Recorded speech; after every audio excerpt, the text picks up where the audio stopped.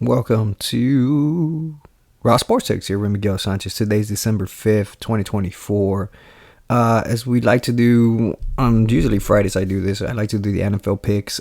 This week is going to be the NFL 14 picks.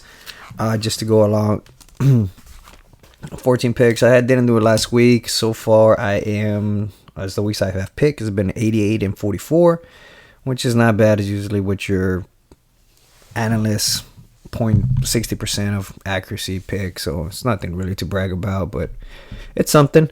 Almost had a perfect week, but that was like 5 weeks ago. Cowboys of course fucked that up, so not too much to brag about that one. Other than that, let me see what I have here. Pretty much that's it. 14 picks. I am going to try to do tomorrow. What I'm going to try to do tomorrow is do more of a college picks and do more of a college analyst and everything. Going to try to have our second host ever. I'm going to host my second guest ever, or maybe even I'll have two people on tomorrow. We'll see how I can make that work. If not, we'll see what happens if I get too busy doing work, because tomorrow I will be working. So we'll see what happens. Something to keep an eye out for, but I don't guarantee anything. As far as we go along, so far this week has been pretty much nothing much to talk about. As far as basketball news, as you know, Texans linebacker there got suspended, and I didn't talk about it last week, but he got suspended for that hit that he did on the Jags versus the Texans. The Texans linebacker, what's his name, Aziz Al-Shir, when he hit him there on that 6-yard scramble and pretty much knocked him out and gave him a concussion right instantly right there. It's a 3-game ban to me necessary, or is it justifiable? I did not realize that he had an actual really pretty bad track record here as far as suspensions and fines. Alshir, as far as the linebacker, apparently he's had 3 or 4 already this year for late hits, so it is justified. It's justified. He has a 3-game suspension. Now, at the same time, it's kind of actually Tom Brady had a really good take on that one. He had a good take saying that quarterbacks should get fined themselves also. They should also get fined for the simple reasons of that they take too long to slide. And I see it a lot. And one of the players that I notice a lot that does that a lot is Patrick Mahomes. He actually kind of takes a long time to slide. Like, he could give himself up pretty quick, like, if he wanted to, but he takes forever. I don't know if it's trying to trick the defense into getting him, but I don't like it. The college football did a really great job on it.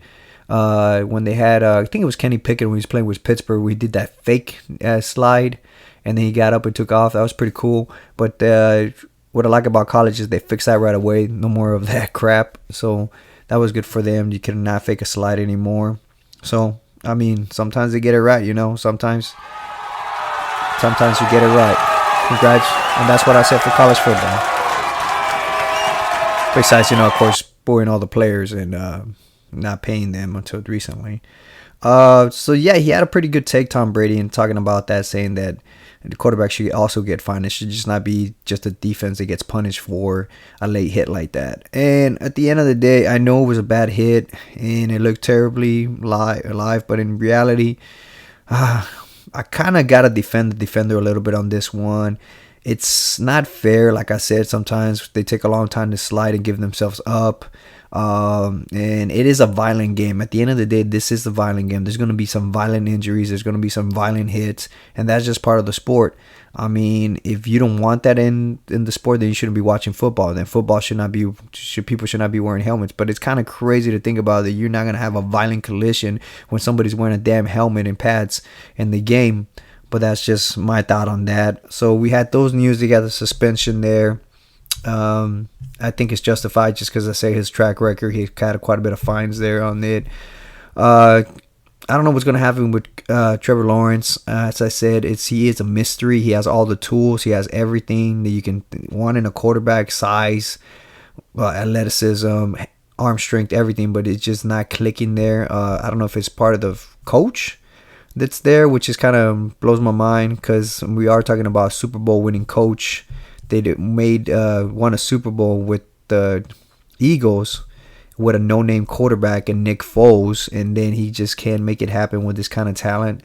That's kind of crazy to think about. But that coach is probably going to get fired. He's probably gone after this year, and we'll see what. It's going to be interesting. It's going to be interesting if the Jaguars ended up having the first round pick. What are you going to do? Are you going to pick up Deion Sanders' kid, Shador? And also, you're going to pick up Deion Sanders as your coach? I don't know. And then you just give up on Trevor Lawrence, pretty much, which, in my opinion, if he goes to a different coach and somebody that actually coaches him up, there is the talent. There is a reason why he was the number one pick.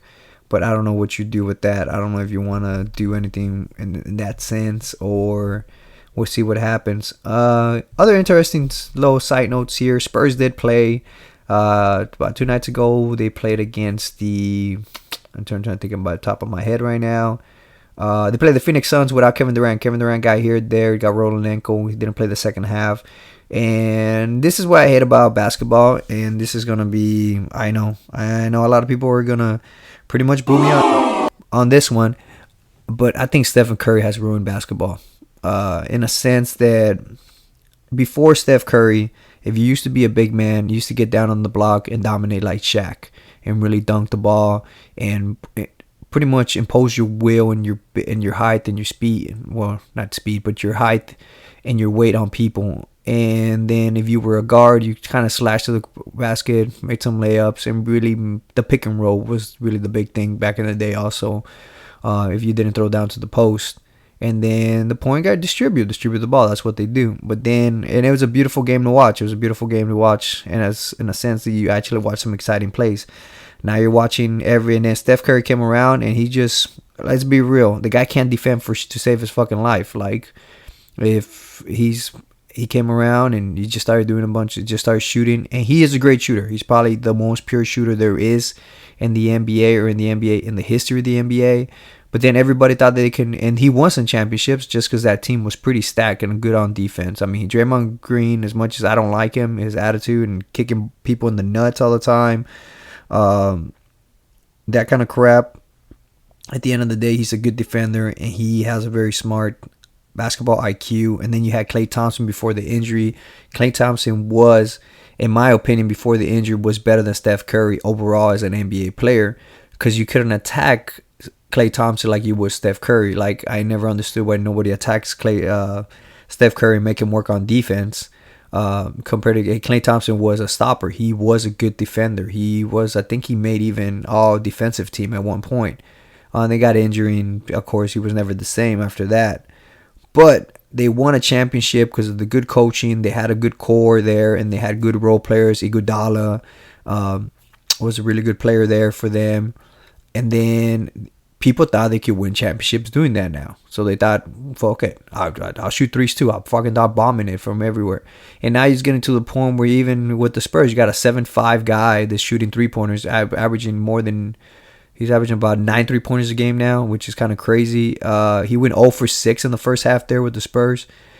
And that's ruined basketball, period. It's like if you ever go to the Y or any freaking pickup game down at the fucking, I don't know, Lifetime Fitness or any damn basketball court out there with the public, and you end up playing basketball, you always see the old timers. And when I mean old timer, I guess I'm there at that age now when I'm 30 something years old. But you always see them, no defense, and they shoot threes. That's all they do in the game. You just bang, three, run back, don't play defense, shoot another three, bam, run back. And that's all they do. And that's what they do now in basketball. There was a good, I want to say, Phoenix versus Lakers. There was a good 5 minutes I was watching that game. And that was literally the 10 shots in that game. 9 of those 10s were all three-pointers. And they were all bricks. Every single one of them. I don't think one even made one. LeBron took like 3 of them in that series. And that point in the game, he didn't even make none. He's 0 for 19, by the way, LeBron James. So don't give me this crap that he's a really good basketball player. A good basketball player does not go 0-19 when it comes to three-pointers, unless your name is Shaq. Not even Tim Duncan will go 0 for 19. Of course, I think Tim Duncan, in overall his history, I think he only shot about maybe 15 his whole career. from what I can remember now. So to me, Steph Curry has ruined basketball in that sense. And that's what happened with the Spurs against the Phoenix Suns. They just shot a stupid amount of 3-pointers and made maybe, I think they made 5 the whole game. They shot like 30 and made 5, which it goes back to that old Houston Rockets, James Harden, Chris Paul kind of style of basketball that you shoot a lot of 3-pointers. You shouldn't live by the 3 pretty much. If you're making them, you're blowing out teams. If you catch fire in the first and second half, which happened to the Spurs the previous game before that against Sacramento, where they caught fire in the second half and they shot a team record 3-pointers in a game. They made more 3-pointers in a game than they have ever made in their career in Spurs history. You kind of, again, live and die by that. But when you can't shoot the 3-pointer, you lose by a lot of points too, and you lose to pretty bad teams. Like the Phoenix Suns were doing nothing special. I mean, Booker went off for 28 points, I believe, in that game, but nobody else really scored any more big points. All they did was just play and just made 2-pointers and just went in there and just made their shots. Now, of course, analytics and all these fucking nerds are going to tell you a 3-pointer is worth more than a 2-pointer, which is true. It is. It's worth more than of course, I could do the fucking math. I ain't that stupid. Math 3 is greater than 2. But when you miss multiple times 3-pointers, 5 of them in a row, and the other team makes 5 2-pointers, 10 points is greater than 0 points last time I checked. So, I don't know. You tell me if that's still the right way to win. And that's all they did. They shot good shots. They drove it in. They made them. And that's what ended up happening to the Spurs. At one point, I believe they win 10 field goals without making a field goal. So it was like a period in the fourth quarter, about 4 or 5 minutes without making any shots. When you don't making any shots and the other team is making 2-pointers and they're not shooting threes like the other team, they're gonna beat you. I mean, that's plain and simple. That's what the Phoenix Suns did. That's simple math again. So that blows my mind. I think it should go back more. Spurs should do more pick and roll. Try to get more easier shots. Quick note on that: Jeremy Sohan showed up again. He finally was playing. And again, the defense looked good with him. I mean, him, Basel, Wemby, Castle, and then I believe the other one was Champagne. And at one point, they were all there together on the court. They looked really good. Like Phoenix was not making anything easy or even getting or making any shots, period. Like they were locked down. I think they got in that point of the game when they were all in, I think the Phoenix Suns made 2 shots and 10, oh no, not made 2 shots, but they got 2 shot clock violations. They couldn't even make a shot. They couldn't even get a shot up in those 24 seconds, which was incredible to watch. But again, what ended up happening also with Jeremy Sohan, and that's what I said earlier about Jeremy Sohan, and I know if I say quite a bit of negative stuff about Jeremy Sohan, Spurs fans tend to freaking go down, get livid when I say that crap, and they want to talk shit to me, and I don't know anything about basketball, but you don't have to know anything about basketball, because when you're watching Jeremy Sohan play, and he's on offense, the defense just sags and just goes down the middle and just goes to the middle of the paint so to prevent Wembanyama from hurting him. And they just let Jeremy Sohan shoot that either long 2-pointer or a 3-pointer. And he is not effective when it comes to those 2 shots. His effectiveness is driving into the ball, which he's a decent dribbler, but he's not a good one either. And then slashing to the court when somebody finds him. That's what he's good at. I like his energy. I like his defense. But I said before we found out he was going to play again, is how much is that going to affect the Spurs offensively?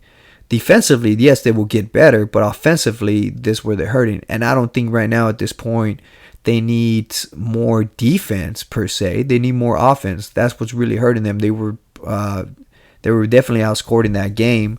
So it's one of those things. It's interesting to me about that. That's my notes on the Spurs. But we'll get to what we want to talk about now, and that is going to be the picks. So we're going to go with the picks. A big game, probably the game of the week, is definitely going to be the Packers at Lions. I see a lot of people are picking the Packers to win. I personally, which the Lions are favored by 3 points, so that pretty much they're even. I just don't like the way the Packers have been playing the last 2 weeks. Of course, they beat a Dolphin team that just apparently cannot play in cold weather, so I'm not counting that against And I counted that as a great win for the Packers. I think the Cowboys, with that bad of injuries, I think if they play in the cold, I think they could beat the freaking Miami Dolphins pretty bad. But the Lions are just on a different roll. I understand that they barely beat the freaking Bears and they should have lost against the Bears. I think they were looking towards this game. I think this is the game they want to win. They want to make a statement.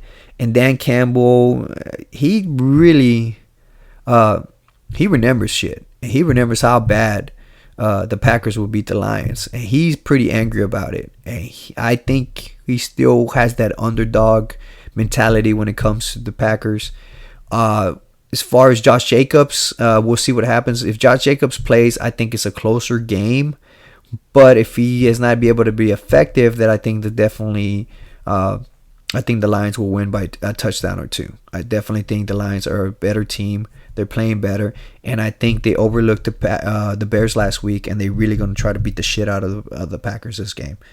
Sorry for Packers fans. If you want to make me a believer, this is the game that you win. If you want to be included in the Super Bowl, the team that's going to come out of the Super Bowl, the NFC, besides the Lions, because the Lions is right now is tier 1 for sure. The Lions are up there. If you want to be considered that team that could compete with them, then you better beat the Lions at Lions. But as of right now, it's Lions and Eagles. You're not in that quite in that group there, Packers. I'm sorry. It's just plain Jordan Love hasn't, and let's be real too. Expectations for Jordan Love were not that great when he started last year. He's played really good at the end of the last year. Buddy of mine, a Packers fan, said it's due to Toyotathon. So Toyotathon runs through the end of November to the beginning of January or something like that. And yes, it is what you think it is. It's Toyota selling trucks or Toyota selling cars. And apparently he plays tremendous through that time. And even in college, he played tremendous through those years, through that timeline of Toyotathon. I don't know how stupid that is. That's worse than some of the conspiracy theories I heard out there, but you never know. But that was just hilarious to me. The Toyotathon is a thing with Jordan Love, and people actually believe it. But we'll see what happens. Jordan Love has not played up to expectations from last year. And the bright side Packers fan is like, you're a year or two away from really, really being up to the number 1 team. You competing right now with the Lions and Eagles is something to say, but you're not quite there, in my opinion. I'll take Lions on that game. That is probably the game of the week. Next game up, it's a pretty pathetic game. Nobody gives a shit except if you want to watch Aaron Rodgers cry and suffer, and that's going to be the Jets versus Dolphins. I'll take the Dolphins on that one. It's going to be in Miami. It's going to be warm. Dolphins are favored by 5.5 points, so that should be easy. Right now we're hearing, what is he saying? We're hearing that Aaron Rodgers is going to fix his house, or he's renovating his house in New Jersey. He's going to make it better. So he still wants to play there, but he also says that if the Jets want to see what he has for the last 5 games, that they shouldn't even be looking at him. That and he's still trying to live up to his name. Which, let's be real, in 4 years he hasn't done anything he hasn't won a playoff game. He hasn't even thrown for 300 yards in the last 3 years, I believe, or 2 years. So come on, calm down there, Aaron Rodgers. You suck, and let's be real, you suck. And I am going to be watching that game to laugh at you every single time, just plain and simple. So I'll take the Lions for sure on that one. Next game is going to be Atlanta Falcons at Minnesota Vikings. Vikings are favored by almost a whole touchdowns. Atlanta seems to be falling apart. Kirk Cousins seems to be just the least mobile quarterback of last week. He just couldn't move. The Vikings defense is playing very well. Sam Darnold is not playing quite to the beginning of the year, but he's playing good enough. If Sam doesn't get sloppy with the ball, it's an easy win. I think it's an easy win. Kirk Cousins, I believe, hasn't thrown a touchdown in the last 2 games, but he's thrown 6 interceptions. Or actually the last 3 games, he's thrown 6 interceptions, no touchdowns. We might be looking at Michael Penix coming in and playing for him. If they keep Kirk Cousins the whole game, Minnesota wins this one pretty easily. And Michael Penix comes in as a quarterback, which I thought is the second best quarterback in the draft. I think they might make it again, but Minnesota should take this game pretty easily. Take Minnesota on that one. Next one is New Orleans Saints versus New York Giants. Another snoozer. I'm not even going to watch that game too much. Saints are favored by 4.5, so in reality, that means they're probably favored by more than a touchdown. The Giants are just free falling. There's nothing more to say about them. The quarterback sucks. Their quarterback, their running back, there's really not a bright spot except for the wide receiver there. Other than that, once in a while, Derek Carr's going to give you a good game, a vintage Derek Carr game, and he still has some receivers there. So I'll take like I said, I'll take the Saints easily over that one. Next one up is going to be Carolina Panthers and Philadelphia Eagles. Don't fall on the Philadelphia Eagles. Don't fall asleep on the Panthers. Panthers put up a fight against the Bucs last week. They took them to overtime, and then they lost on a weird fumble. That was pretty ridiculous. But I don't fall asleep on them. If the Eagles are overlooking this game and they're really thinking that this team is gonna, just lay on their back and take it, I don't think they will. Eagles are favored by 12.5. I still think the Eagles win. But I think the Panthers put up a fight in the first half there and kind of wake up the Eagles there for a little bit, and the Eagles start playing better in the second half. So look for the first half to be a little bit close. Then in the second half, that's when the Eagles should take off. Easy win. Eagles should win that one. Next game is going to be Cleveland Browns versus Pittsburgh Steelers. Now this one's probably revenge of the Steelers. The defense should start playing better. Steelers are favored by 6.5. I think the defense is going to play a lot better this game than the last game, for the simple reason that you're not playing Joe Burrow, Higgins, and Chase. You're playing Jameis Winston, who is pathetic. Jameis Winston, who at one point we were watching the Monday night game at work, and my buddies, my partners are like, you think they're going to pull it off? And I was like, I don't think so. I think Jameis Winston throws a pick six because that's Jameis Winston. Jameis Winston's a roller coaster of a quarterback in a ride. You'll have him throw 4 touchdowns, but he'll throw 3 picks. You'll have him throw 500 yards, but he throws, like I said, 2 pick sixes. And that happened in the game. He threw technically he threw for 6 touchdowns if you include those 2 pick sixes. And 2 plays later, we're watching. And that's why sometimes I want to do this live stream, because sometimes I say crazy shit like this and it happens. And 2 plays later, yeah, he throws the pick six against the not the Chargers. Who were they playing? Whoever they're playing. He throws that pick six. Oh, Broncos. He throws a pick six, and the game was over. That was hilarious. And then, of course, Jameis Winston's good old-fashioned drives him all the way down to almost the end zone, and he throws another pick, which I wish it would have been another pick six, because that would have been just extraordinary. Technically, he almost threw for 600 yards, 2 touchdowns if you include those, or 6 touchdowns if you include those 2 pick sixes. So, Jameis Winston has a crappy game. Steelers win by a touchdown or more. It should be a low-scoring game for in this game, in a sense that the Steelers should win like 21-6. It's going to be something like that. And anybody that still has hopes or thinks that Jameis Winston might be reclaimable or go over another, I don't think so. Jameis Winston, that is who Jameis Winston is. Next game, Raiders versus Buccaneers. Easy pick. Buccaneers to win that one. It's at home. Hopefully that Panthers game was a wake-up call for the Buccaneers. They have a really good chance of winning the NFC South. Take a grip on that. And they should really... Baker Mayfield played really bad last week. But this week I think he plays a lot better. And I think like I said, is a wake-up call for the Buccaneers. And I don't think they take it lightly like they did. They took the Panthers. And this is the game where they show out and win by more than 6 points. Next game, it's a total snoozer. This next game is probably you're looking at who's going to get the number 1 draft pick. Whoever of these 2 teams loses is probably going to get the first round pick. It's going to be the Jacksonville Jaguars or the Tennessee Titans. I'll take the Titans just because it's at home. They have a really good defense. Statistically, they're a top 10 defense, and they put up really good numbers as far as defensively. Jaguars on a free fall. The quarterback got hurt. I already went over Trevor Lawrence's injury, and he's out for the season pretty much. He's on injury reserve. But Will Levis does play for Tennessee Titans, and he tends to do some crazy-ass shit and some dumb-ass shit in the game. So he's kind of one of those. He's kind of like Jameis Winston. As long as he's playing in the game, if you're the opposite team, you have a chance to beat him, because he's going to throw you a pick six. He's going to throw you a fumble. Something like that's always going to happen with Will Levis. He's probably the worst quarterback right now playing. But I'll still take the Tennessee Titans just because they're at home. Next game. This should be a really good game. This is probably the game people kind of want to watch there. It's going to be the Battle of the Birds.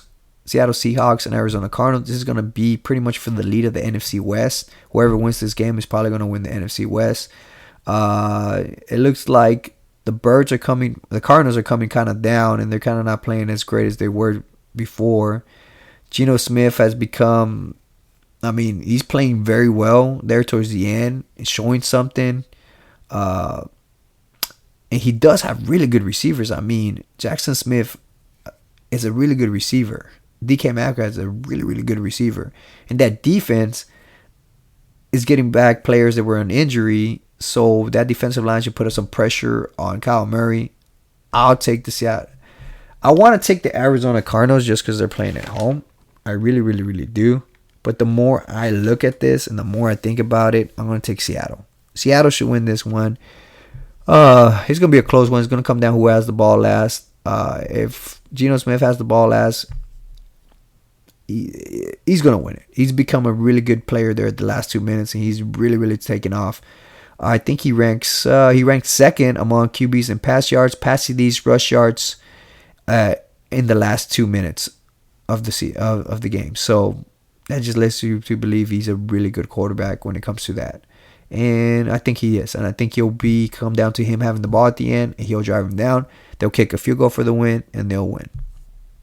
Next game, Buffalo Bills at Rams. I really want to take the Rams, but Los Angeles, when they play in Los Angeles, as far as your Chargers or maybe even the Chargers and Rams, there's really no home field advantage there. Every single away team seems to have more fans than the home team. I think the same thing happens here. Buffalo Bills favored by 3.5. Buffalo is in a roll right now. Josh Allen is going out there and proving that he is the best player right now. He's the MVP and deserving MVP. James Cook should run all over this defense on the Rams. And I just don't think there's enough firepower to keep up with the Bills. The Bills are just on a roll, and I'll take the Bills on that one. They're just hot. Next game is to be Chicago Bears, San Francisco 49ers. I'll take the Bears on that one. I know 49ers are favored by 4 points, but I'll take the Bears. Simple reason is there's a new coach theory out there that I've heard. First person I've kind of heard about it, and it's Bill Simmons from the Bill Simmons podcast. I heard of this theory of his. He says that when you get a new head coach, the next game they play really, really good. Antonio Pierce was a good example of that last year when the Raiders fired the coach and they put Antonio Pierce as the head coach and they play very well. I think this happens here. I think the interim coach and the players end up playing a lot better than they did before. And let's be honest, there's no way somebody's going to fuck it up again that bad in the end of the game where they don't call a fucking timeout and they end up losing the game on a stupid play. I don't think that happens with the Bears this time. I think the Bears play a lot better. San Francisco is just on a free fall. It's just been the worst possible season they can think of.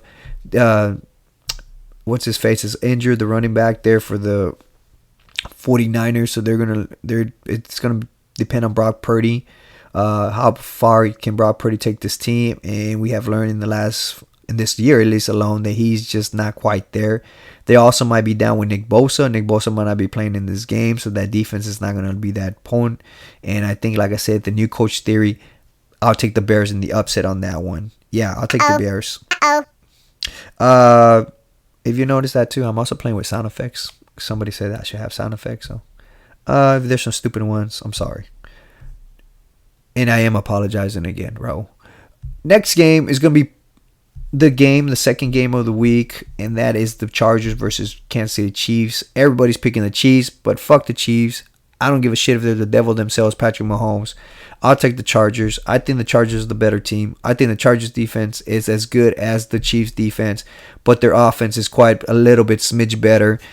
Patrick Mahomes have not shown me anything that has gone back to classic or vintage Mahomes, so I will take the Chargers on this one.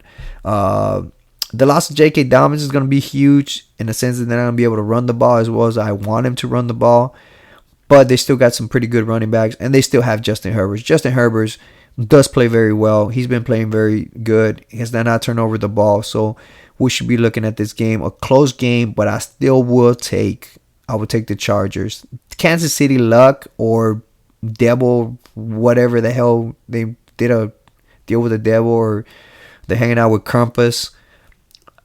I don't know what the hell's going on there, but I just think that their wins did not look convincing. Every single one of them has just been look like they should lose every single game.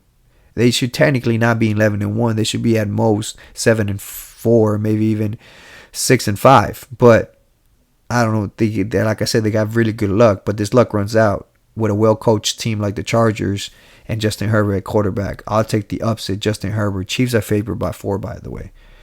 And then the last game is going to be Cincinnati Bengals, Dallas Cowboys. Everybody's taking the Bengals. Bengals are favored by 5.5. I'll take the fucking Bengals too, just because I don't believe in the Cowboys. Like I said before, Cowboys fans, do not let them pull you back in and thinking they're going to do something this year. They're not. They just played terrible teams in the last 2 weeks, and they're just not going to happen. The only way I could make, I could, and I'm sorry, Cowboys fan, you can believe me all you want, but I can make a case for the Cowboys, and then the way I make a case for the Cowboys is Michael Parsons just goes ballistic and has more than 1.5 sacks compared to the last game.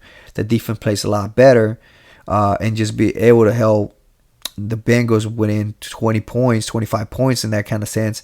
But I just don't see the Cowboys offense pulling that much. Even though the Bengals have a terrible defense. I mean, terrible defense. I don't think the Cowboys are able to put up 25 points on them. They will not be able to. The first half of the Thanksgiving game, they didn't put up a touchdown. The only person that put up a touchdown was Overshaw, when he freaking did that tip and he picked it and he went all the way.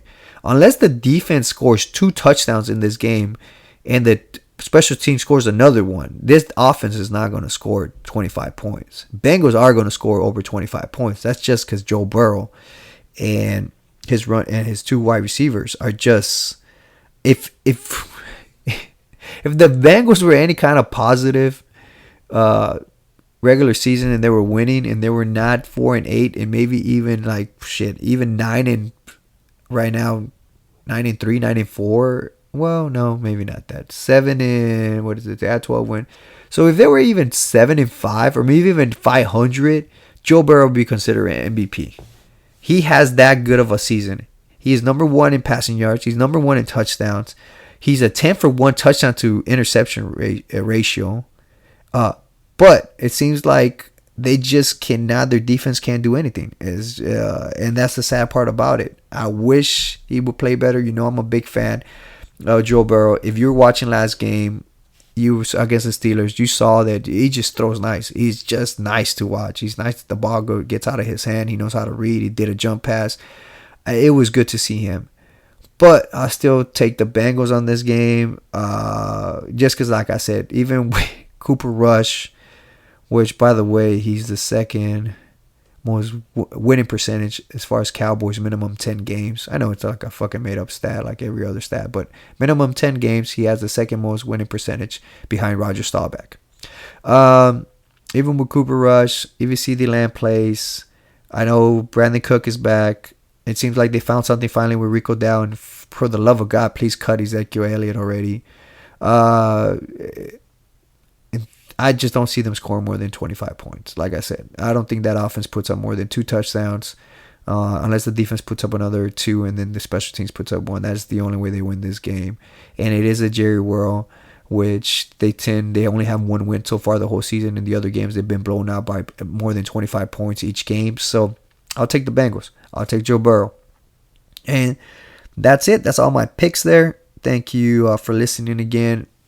I'm going to try to make these episodes a lot faster and a lot quicker, just because my attention span is not that, as far as mine, I don't like listening to anything over 40 minutes. So I'm trying to make it a little bit more decent listening.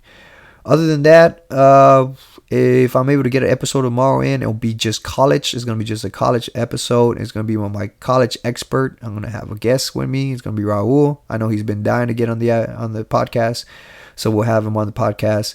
Him, and I'll probably have my partner again, Lee, on it, just for simple random shit that he will say and random stuff. So we'll go from that. Other than that, if I'm not able to make that episode, you guys have a great weekend. Enjoy the football. Football is going to be great this weekend, starting on Saturday with college, and it ends again with Monday. Monday night, like I said, the Cowboys and Bengals game should be a very interesting game to watch, or at least entertaining. Have a good one. Bye-bye.